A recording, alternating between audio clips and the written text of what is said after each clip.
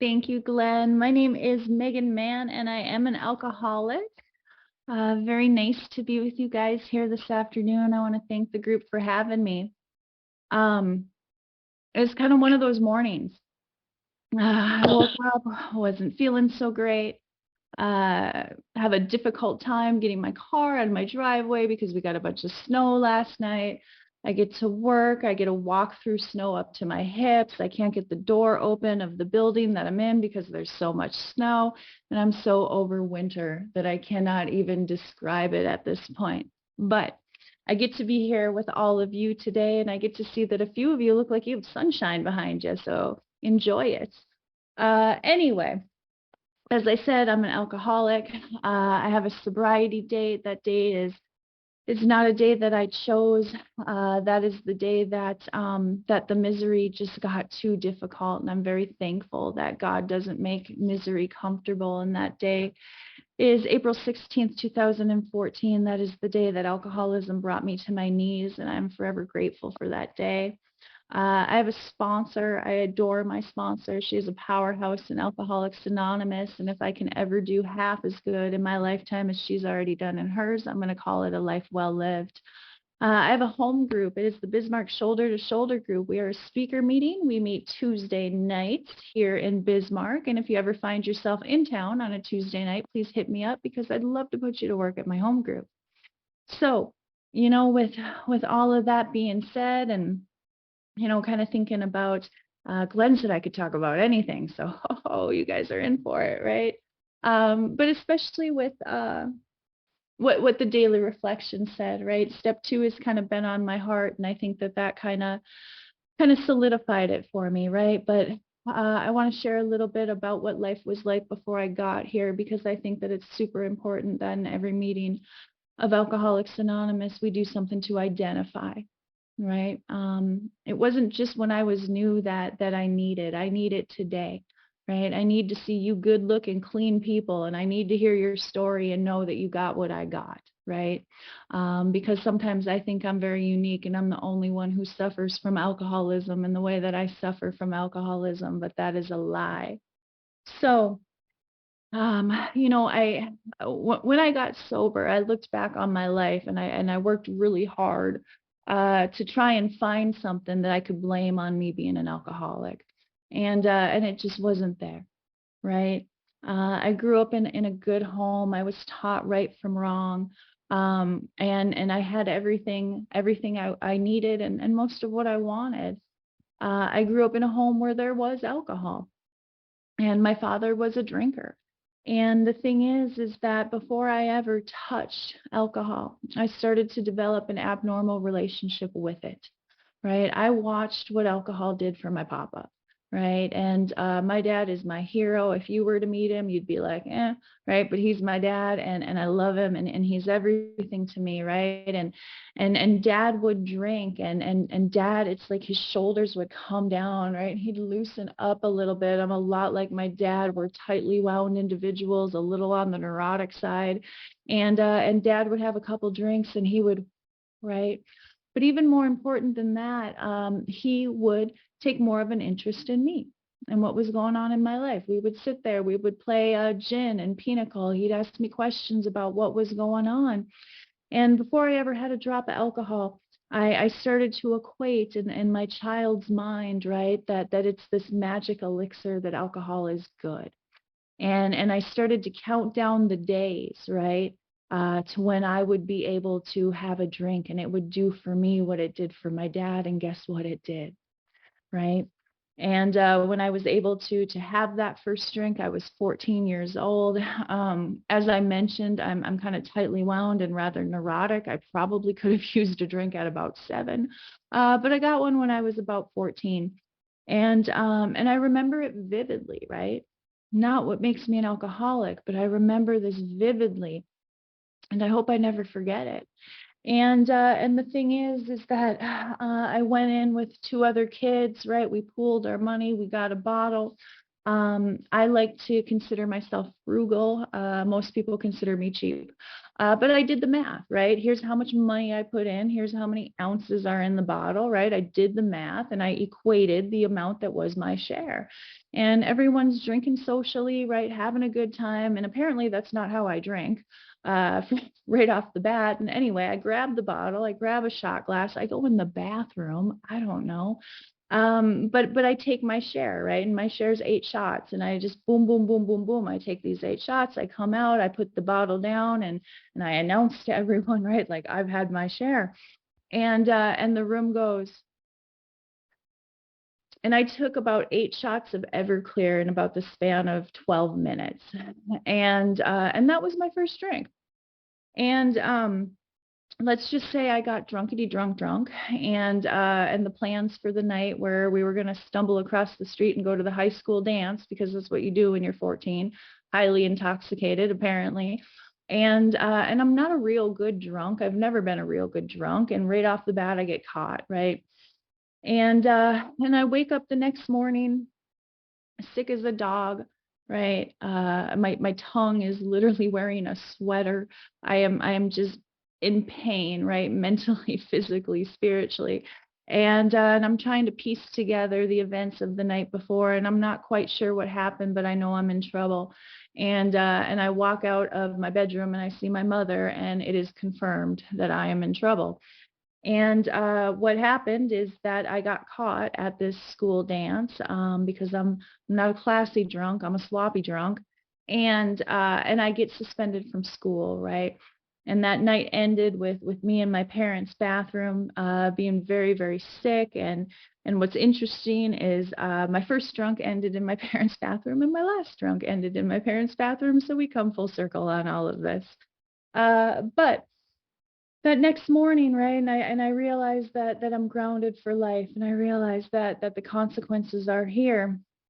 My little mind doesn't think, well, maybe I shouldn't be drinking, right? My little mind goes, maybe I shouldn't be drinking Everclear, right? Why didn't you start with a wine cooler, you dummy, right? Maybe some beer would have been a good idea. We don't need to go for Everclear right off the bat, right? And despite the fact that I immediately suffered consequences, and they were consequences, I liked school. That's where my friends were. Wasn't particularly good at school, but I liked it, and I studied hard, and it wasn't something that I wanted to be suspended from. So despite the fact that I had consequences immediately, my brain is already starting to rationalize and justify and tell me that alcohol is not the problem. Well, why isn't alcohol the problem? Because it's the solution, right? And at 14 years old, when I took those first drinks, I found the solution to a problem that I didn't know I had at the time, right? But when I consumed that alcohol, it's almost as if the last piece of the puzzle was found. I don't know about you guys, I'm kind of nerdy. I like to do puzzles, right? And you put that last piece of the jigsaw puzzle in, and it's like, yeah, like you feel like you've accomplished something. Everything fits in its place, right? It wears off rather quickly, like alcohol. But it's like everything was right in my world, right?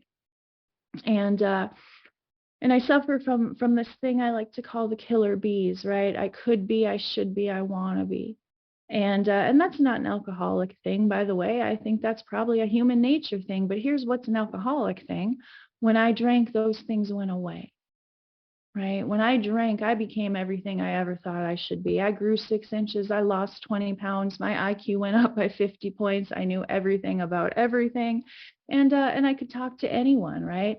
The cute boys didn't scare me. The cool girls were now my friends. I fit in. I became a part of the world, right? And prior to that, I always felt like I was on the outskirts, right? I didn't drink to escape. I drank to join all of you.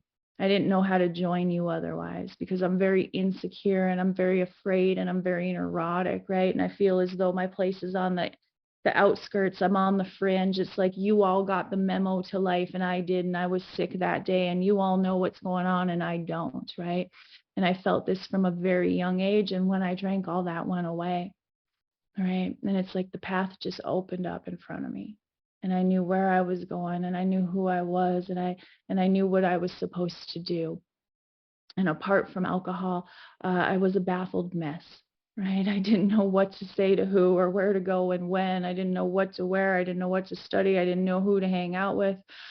But when I drank, I did, and everything fell into place. So in that moment, right, became my love affair with alcohol.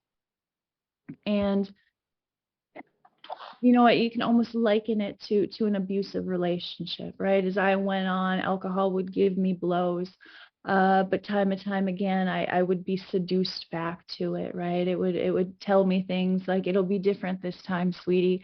And I would believe it, and I'd run back to it, and I would drink, and the blow up would be worse than before.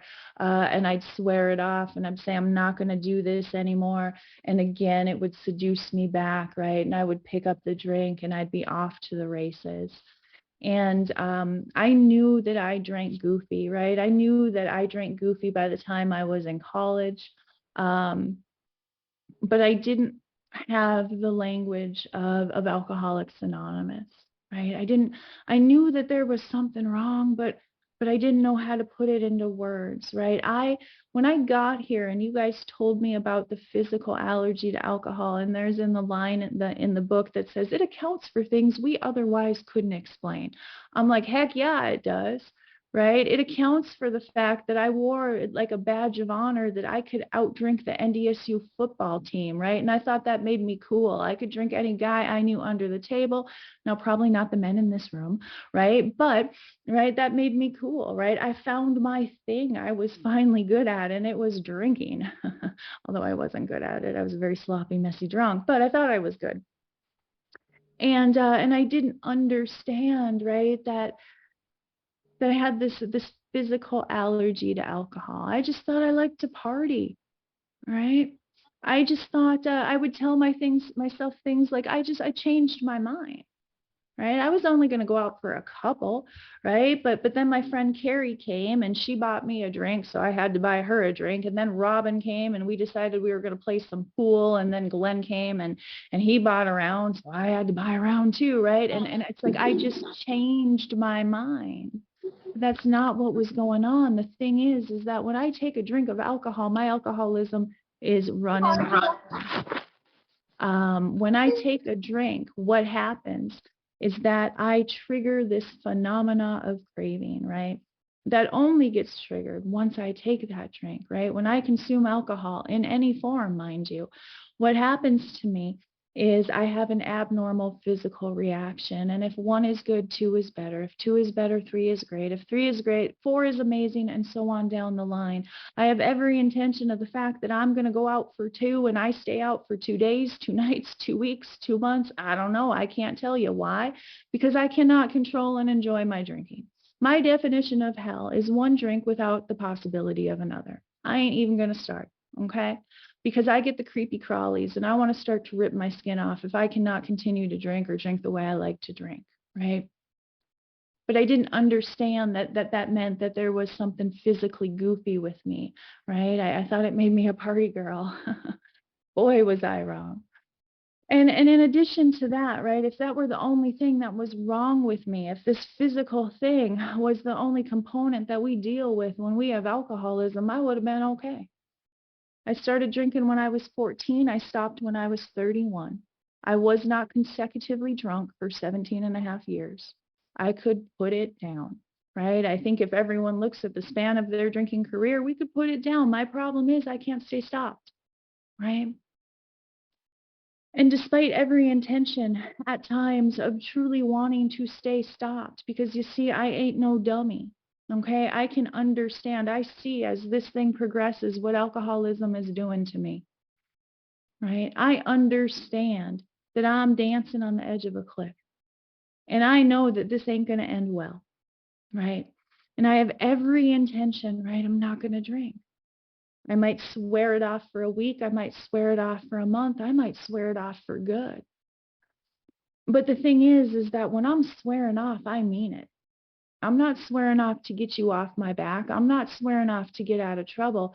I'm swearing off because I can see where I'm headed and it don't look good, right? And had you hooked me up to a lie detector test and said, hey, Meghan, do you want to continue drinking? I would have said no. And I would have passed that test. I believe that with all sincerity. The problem is that I have a mind that lies to me in my own head, in my own voice. And it's very subtle, right? It doesn't say things like, Meghan, take a drink and burn your life to the ground, right? It doesn't say things like, Meghan, let's break your mom's heart tonight. It doesn't say things like, Meghan, let's go to Mexico and get detained by the federale. It doesn't say things like, Meghan, let's sleep with your best friend's boyfriend, right? It doesn't say, Meghan, let's steal your friend's stuff and help him look for it. It never said that, right? It says things like, you know what? You just need a little relief, Meghan. You just need to take the edge off. You know what, Meghan? If you just don't drink hard alcohol, it'll be different, right? First time I ever drank, the next morning, why didn't you have a wine cooler, dummy? Right? It doesn't say what it's actually going to do to me. You see, alcohol gives me a bunch of false promises, right? And it'll say things like, this is going to make it better. And it never did. Well, that's not true. It did. It did, but it was temporary, right? And at the end of my drinking, I knew better, right? I didn't suffer from denial, nor did I suffer from delusion. I knew exactly what was going to happen when I picked up a drink, right? And I knew what would happen is that I would drink more than I intended to. I would probably get mean and ugly. I would make my mother cry. I would wake up the next day filled with shame, regret, and remorse. And I also knew I would do it again, right? And in my mind, right, what I would say and what I believed and what I did is, you know what? We'll pay the piper tomorrow. I need relief right now. And that's how it went. And it was a series of me looking for relief and paying the piper, looking for relief and paying the piper over and over and over again. Until the end of my drinking, I was at a point where I wasn't living at all. I was existing, waiting to die, and hoping it would come a lot quicker than it was. I went from being someone who was in academia, someone who was pursuing a doctorate, to essentially being homeless at 31 years old, living in her parents' basement, not paying rent. I went from someone who at one point in her life made her parents proud to someone that her parents could no longer look in the eye. I went from someone who had hopes, dreams, aspirations, goals, someone who at one point actually wanted to maybe do something good in this world and thought that she could, to someone who took and took and took and would suck you dry, right? That's where alcoholism took me. And at the end of this whole thing, I'm drinking, and it's almost like I'm drinking against my own will. I don't want to pick up, but I can't not. Right? The thing is that I have to get a drink in me because otherwise I'm so dang sick.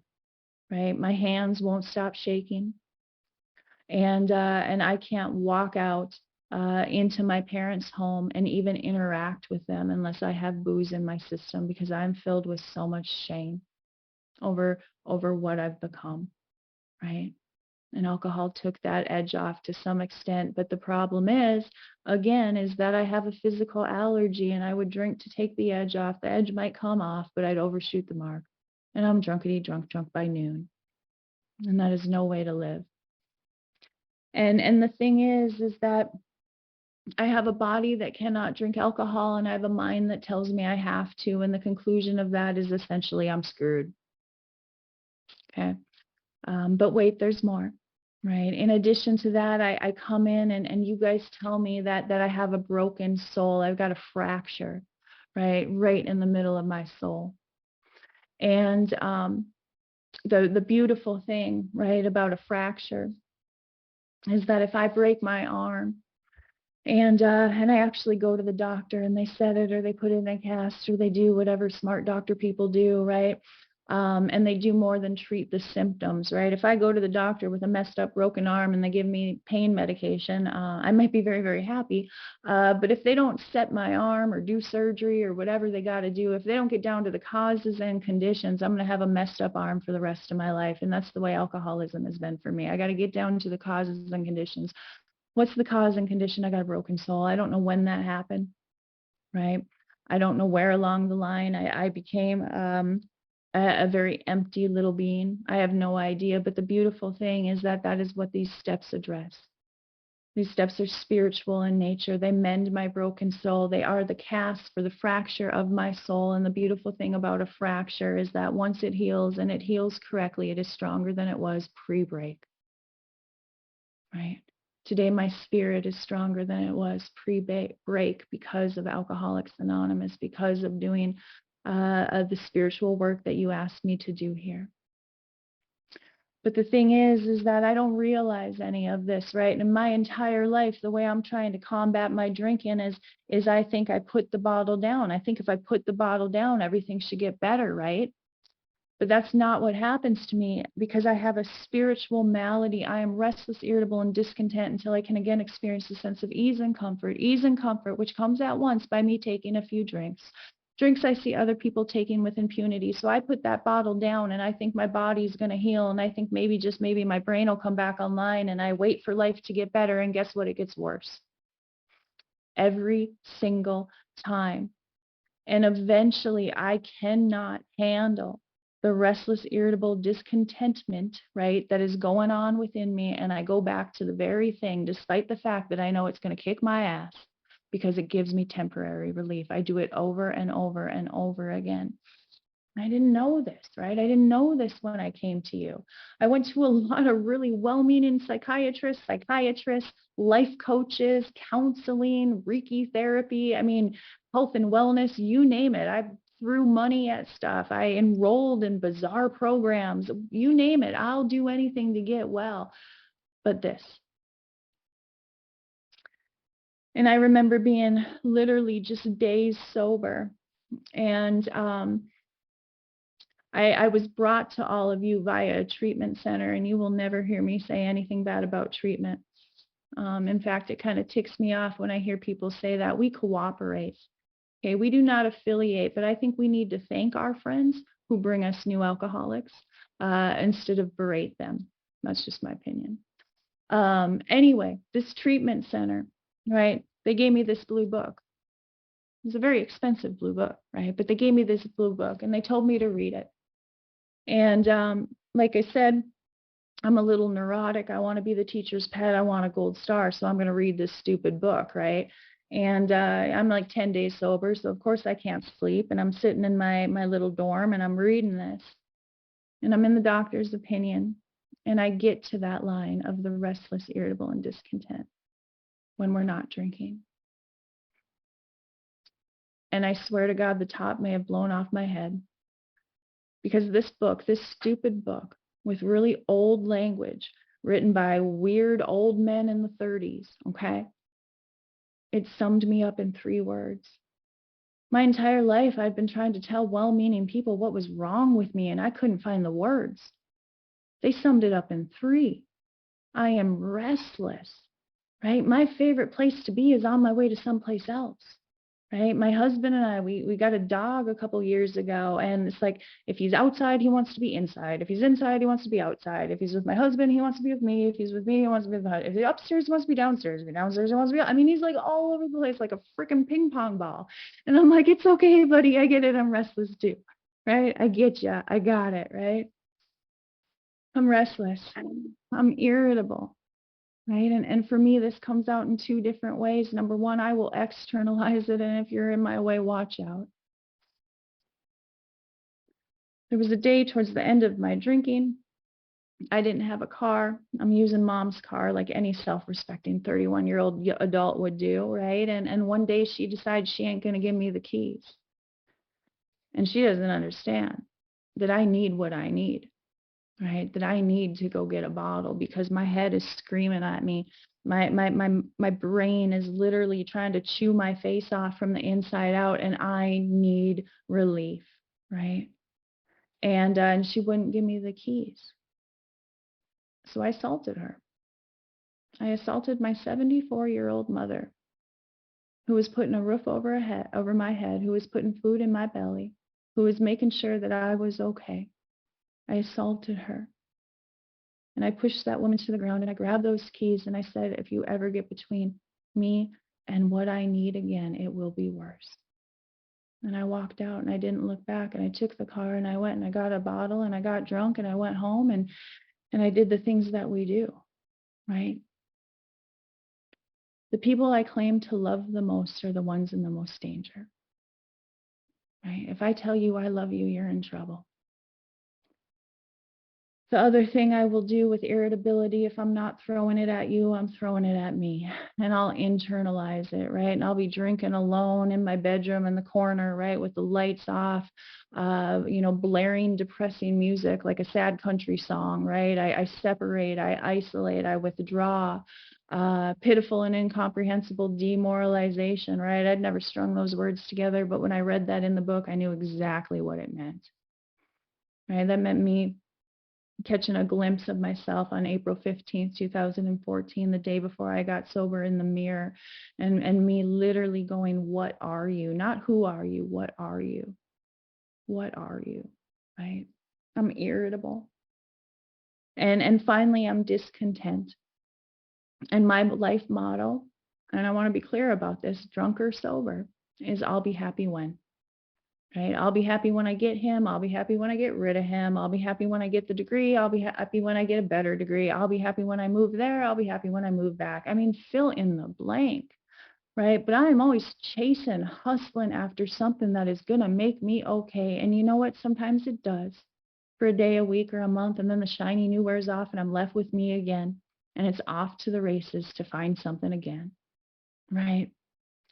And I come in, and I come here to all of you, and you start to teach me these things, right? You start to teach me that I had it all wrong, quite frankly, that I need to focus on this spiritual stuff. I need to do these steps, right? And in that this broken soul, this fractured soul, will be mended. If it is mended, I am no longer feeling restless, irritable, and discontent, at least to the point where my mind starts going, I need relief. If my mind is start going, I need relief, I ain't putting booze in my system. If I ain't putting booze in my system, then I'm going to be all right, as long as I continue to address my spirit, right? Thing is when I put this program down and I have that restless, irritable, and discontent comes back, right? And thankfully, to the fellowship, to the people in my life who love me enough to say, Megan, get your head out of your butt. They have held me enough to say, hey, honey, you ain't well. You need to address some things, right? They have pushed me back in when my natural inclination is to lean out.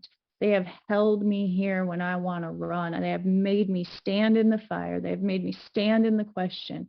And I'm so grateful for that, because here's the thing, the pain that I've caused myself in sobriety has truly convinced me that this thing will kill me, drunk or sober. I will take my own life.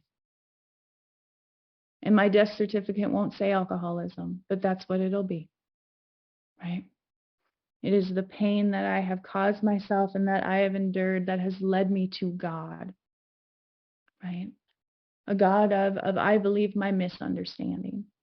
Right. I think the day that I truly understand God will probably be the day that I do not need him.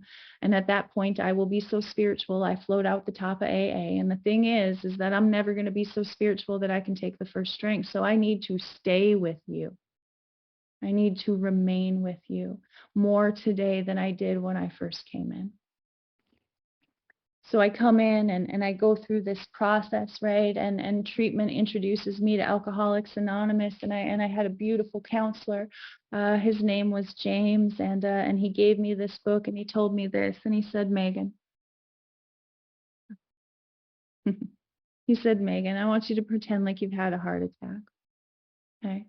We are the emergency room. We are going to put a stent in your heart. Okay.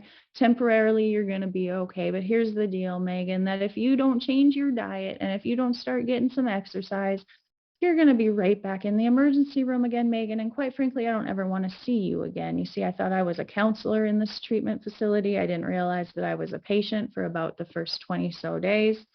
And James didn't want to see me again. And James said, I want you to go to regular meetings of Alcoholics Anonymous. Said, that's going to be your change in diet. I want you to get a sponsor, and I want you to work steps. That's going to be your cardiac rehab. That's going to be your exercise. And he said, Meghan, if you do those two things, I'll never need to see you again. Trust me, it's better off that way for both of us if I don't ever see you again. And again, you know, my defects of character can sometimes work for my benefit, and wanting to be the teacher's pet, wanting to be the best little treatment student there was, I'm going to do what James tells me to do, right? So I go to meetings and I get one of those sponsor creatures, right? Thinking that maybe because the word sponsor is in there, that they might be throwing me some money here and there. Boy, was I wrong. But I get one of those sponsor creatures, right? And the thing is that I start to fall in love with Alcoholics Anonymous, right? Very first meeting that I ever went to, there was this little blonde gal, and she bounced right up to me, right? And she gave me a big hug. And when she let go of that awkwardly just a little too long hug, right? She put her hands on my shoulders and she looked me in the eye and she said, I'm really glad you're here. And I believed her, right? I stayed because you hugged me. I stayed because you told me you were happy I was here. No one had been very happy that I was anywhere for quite some time. And whether you meant it or not, I was happy to hear it, right? And I get this sponsor and I start to do the things this sponsor creature tells me to do, not necessarily because I think my life depends on it, but because I really want a friend. You don't understand, I got none. And now I have someone in my life who will answer the phone when I call, and I'm pretty afraid that if I don't do the things that she tells me to do, she's not going to be my friend, right? I'm pretty afraid that if I don't do these things in Alcoholics Anonymous, you're going to kick me out because I know nothing of the traditions, and you people don't understand. I've been kicked out of every institution I have ever been a part of. So I'm absolutely convinced I'm going to get kicked out of AA too. So I start doing these things not out of virtue, right? Not because I think my life depends on it, but because I love you, despite my best efforts not to. And I'm absolutely terrified that you're either going to abandon me or reject me if I don't do the right thing. So I try my dangdest to do the right thing, right? And I go through this process, right? And step one, it's like, okay, yeah, check, that makes sense. I get that. And I get to step two, right? And you start talking about this power greater than myself, and then I read ahead a little bit and I get to step three and I see the word God, and I get really, really mad because you see, I thought that I had done the God thing, right? When I was a little girl, I didn't grow up in a religious or spiritual home, but I had a little friend down the street, and I kind of take friends the way I date. If you're going to be my friend, you're my hostage, and I am clinging to you like glue, right? And we did everything together, and her family took me to church, right? And I want to be very clear. This is a 7-year-old's interpretation of something she read, but I'm paging through a Bible, and my little 7-year-old mind thinks she reads something along the lines of, if you're an unbaptized child, you're going to hell. Guess who was an unbaptized child? And I caught my first resentment. I'm like, shouldn't my parents go to hell? Like, I was a baby. I didn't have any say in this, right? And I didn't understand how impactful of a moment that was for me, because you see, when I was about 17 years old and I start getting consequences due to my drinking, I have this brilliant idea. I need to go get baptized. Like, that's what the problem is, right? So I'm 17 years old at this time. They don't just baptize you. I had to take classes for a year. It was on Saturday mornings. I didn't get to sleep in. And then at the end of this year, they dunk you in the water in front of the congregation with all the babies. And it was super embarrassing for a 17-year-old. Anyway, I do this, right? And I wait for something spectacular to happen. And guess what? I'm still an alcoholic, and I'm still getting in trouble, and I'm still doing the things I know I shouldn't do, right? Faith without works is dead. Anyway, I start to, with a 7-year-old's mind, build an evidence file against God. And by the time I come to all of you, God is basically a puppy strangler in my world, right? God is the reason why everything has ever gone wrong for me. Of course, it has nothing to do with my own decisions, choices, actions, and thinking. I need something to blame, right? And that thing I was going to blame is God. So I come in and I get to page 47, right? And it says, it gives us the first action we are to take, right? And it says that we should not let any prejudice we may have against spiritual terms deter us from honestly asking ourselves what they mean to us, right? And at first I didn't do this.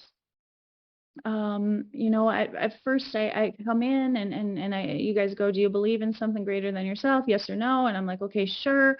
I'm not a dummy. I know what the right answer to this question is. I don't want to be held back at step 1. I want to progress to step 2 and step 3, right? I want to keep going. I say yes. I don't think about it.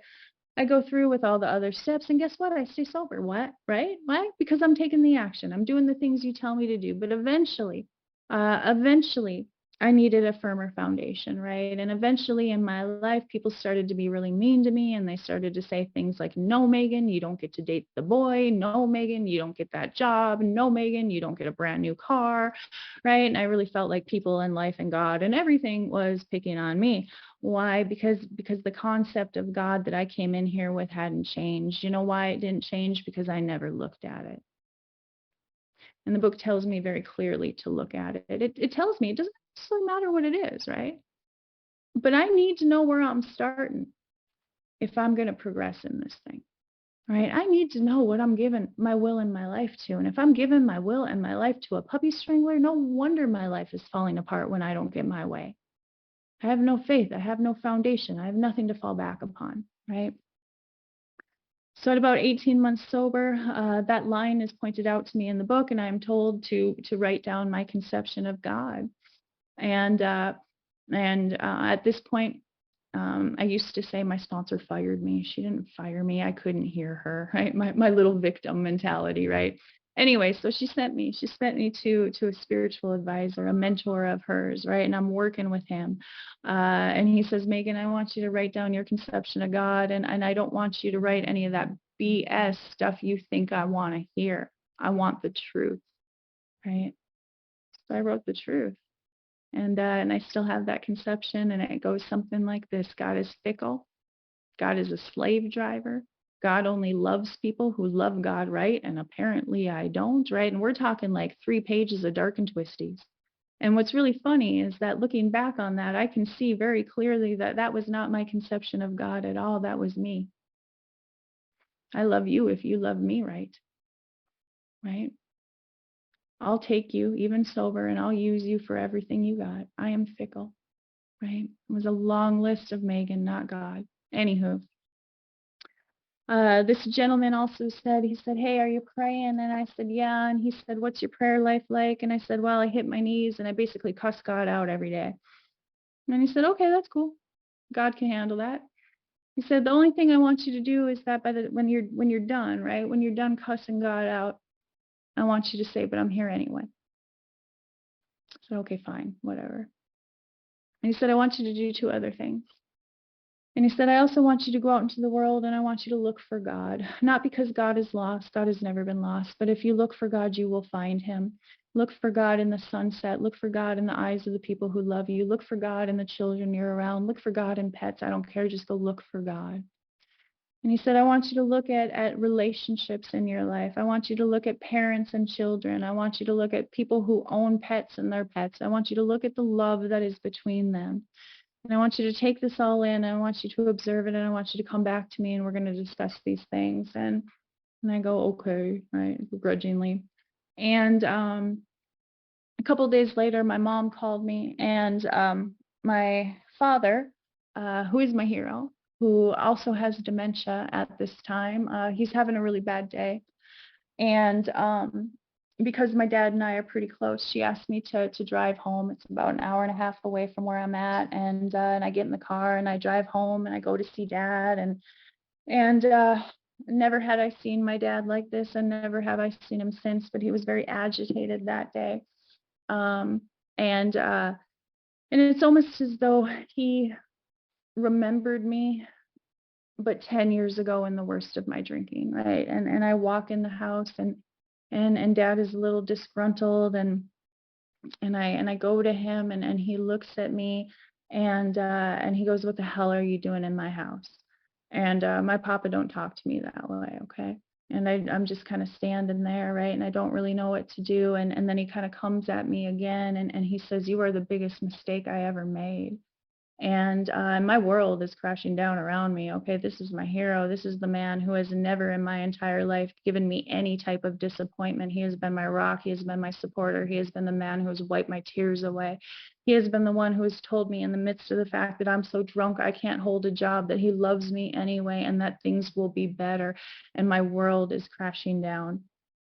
My mom is in the corner bawling her eyes out because I've only been sober 18 months or so at this point, and she thinks I'm going to drink over this because she understands the magnitude of this event, and I'm just standing there and I don't know what the hell to do. And he comes at me again, and he says something along the lines of, "You disgrace our family." And I got nothing. I'm empty. I'm blank. I don't know what to do. Right. And he comes at me again, and he says something along the lines of, "You're never going to count to anything. You're never going to make anything of your life. You're a worthless, pitiful failure."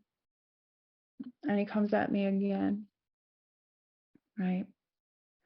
And he says, "You disgrace the family name," which really doesn't mean anything. It's not like we have a family name, but, and I look at him, and I don't know where these words came from, and I don't know what happened in this moment other than God working through me. And I said, "You know what, Dad, that's okay. I love you anyway." And he came at me again. And he said, "You have taken us for thousands of dollars. I can't believe you could have done this, you worthless little not so good words." And I look at him and I say, "That's okay, Dad. I love you anyway." Right?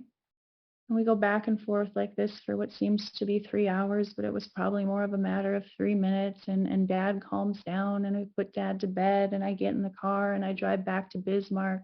And I call this mentor of mine, and his name is Roger, and I'm like, "Oh, I'm going to get some good sympathy points on this story," right? And I go and I tell Roger what just happened, and Roger busts out laughing, which really offended me.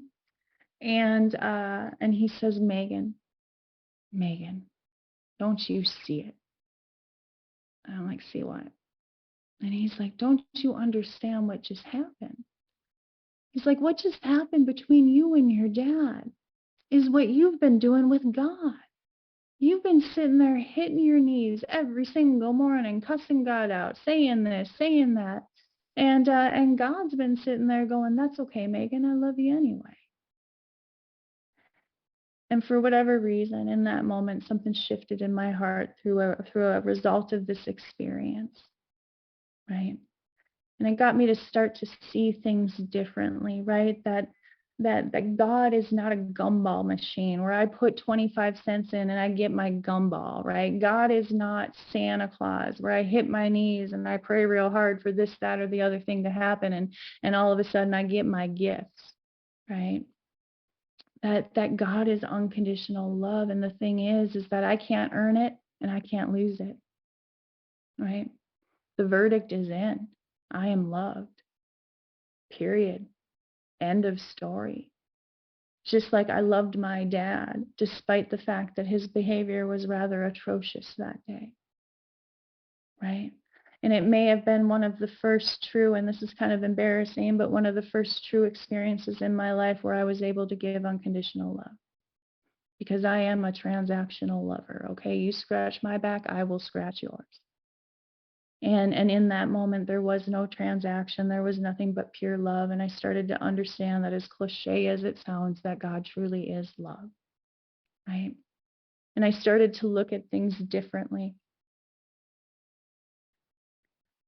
I always used to get really confused, right, when things would happen in the world that weren't real great, right? A little over a year ago, my best friend died. And I had a lot of really well-meaning people in this world come up to me and say things like, well, it must have been her time. God must have needed her, right? I had someone else in my life who lost a baby, and I watched a lot of people go up to her and say things like, well, it must have been God's will. And I couldn't reconcile this, right? And it got me thinking about this idea, right, of what God's will is or what it isn't, or any of this. And what came to me and what has helped me is this. And that is that, I'm sorry if this offends anyone. This is just my belief, okay? God doesn't care where I work. God doesn't care who I marry. God doesn't care where I live. God cares what kind of employee I am. God cares what kind of wife I am. God cares if I use the home he has loaned me to help other people. God's will is not out here. God's will is in here. Okay? Despite what is going on out here, especially when I don't get my way, can I keep my heart open to God? Can I bring peace, love, joy, forgiveness, faith with me when I'm walking through the midst of hell sober? That's what God's will is. I don't believe God's will is the path at all. I believe God's will is how I walk the path. And that is the only way that I could reconcile some of these things that were going on in my world and the world in general. And the thing is that this girl, right, this immature, arrogant little girl who came into Alcoholics Anonymous had a very small conception of God, a 7-year-old's conception of God, quite frankly. I don't use my 7-year-old mind to do math anymore. I don't use my 7-year-old mind when I'm doing social skills and interacting with you. But when I came in here, I was using my 7-year-old mind to think about God. And as a result of these steps, right, today I get to use a 40-year-old woman's mind to come up with a conception of God. And here's what my conception is today. I mentioned a little while ago that I have a dog. It is the dog I never wanted, okay? It was an accident. It is a long story. It's rather humorous. If you ever want to hear it, I would love to tell it to you, but I got 6 minutes. So, accidentally got a puppy. I blame my husband. Anywho, I'm sitting with my husband, like, I don't know, a couple nights before we're supposed to get this puppy. And I know this makes me sound like a really ignorant individual, but I really did not know this. And I was like, okay, honey, what's this going to look like? And he's like, well, are you going to get up at 3 a.m. and let the puppy out, or am I? Are you going to like be taking care of puppy, or am I? And I'm like, what do you mean take care of puppy? Like, it's like a wolf. They live in the wilderness. Like, what do you mean I got to take care of this thing, right?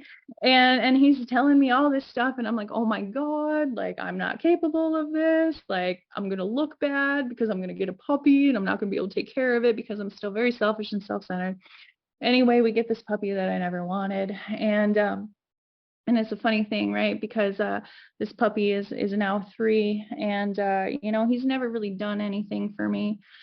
He doesn't pay my bills. In fact, he is quite expensive, right? Again, didn't realize vet bills, vaccinations, getting them neutered, stay, all these things, right? Toys, food. He costs me a lot of money. He sheds. Oh my God, does he shed? I have to vacuum at least 4 times a week. I don't get to wear black anymore because I'm constantly covered in gold and glitter. I mean, there is hair everywhere, and I didn't want to be one of those people where you come to my house and you're covered in dog hair when you leave. Like, I didn't want to be that person. I'm that person. He has tummy troubles, right? And he's a puker, and he pukes in bed. And when he pukes in bed, he pukes on my side of the bed, not my husband's side. So sometimes I get into bed and there's a nice little surprise waiting for me, right? There's more. He's a piddler, right? He gets super excited when you come home, or strangers come over, and he'll pee on your shoes. And I'm just like, oh my God, right? I got to clean up his pee. I got to vacuum the floor. I got to get rid of the puke. I got to take him to the vet. I got to pay for all these things. This dog is so much work. But here's the thing. I couldn't love that dog more. I could not love that dog more. The amount of love that I have for this dog, it blows my mind. Like, love I didn't even think I was capable of. Yes, I apologize to my husband, but we're talking about love on a really crazy level, okay? And and I would do anything for that dog, despite the fact that he pees on my shoes and he pukes on my side of the bed. and cost me a lot of money, right? He's kind of hyper, and every once in a while he'll come over and he'll put his little head in my lap and he'll just kind of nuzzle me, right? And then all of a sudden it's like squirrel and he's off and I'm like, come back, I want love. And anyway, my conception of God is this today. This is our relationship. Okay, I'm God's puppy.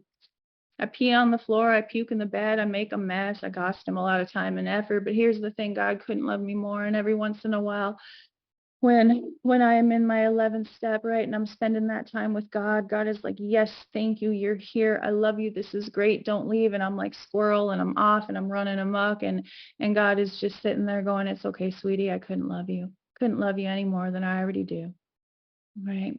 And to go from someone who thinks that God is a slave driver to someone who literally views herself as God's puppy is a big change. And it is not a change that occurred because of me. It is a change that occurred despite of me.